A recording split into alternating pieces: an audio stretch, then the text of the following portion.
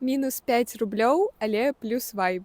У мяне сёння спатканне з сабой на Менскам моры. Электрычка з вакзала да Менскага мора каштуе ўсяго 78 капеек у адзін бок.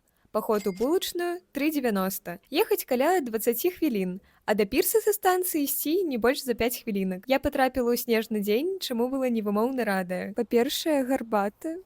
Сёння гэта менавіта пуэр, кубачак для нашай гарбаты.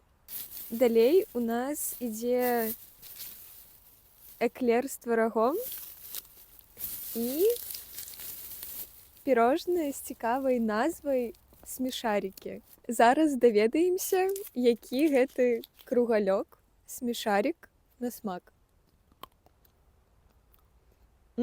Нядрэнна. Насамрэч, эклеры чмурэнны. Гэта 10 з 10, сапраўды. Гэта ідэальны варыянт для яднання з сабой і сваімі думкамі. А ў вас ёсць месцы сілы, куды вы вяртаецеся зноў і зноў?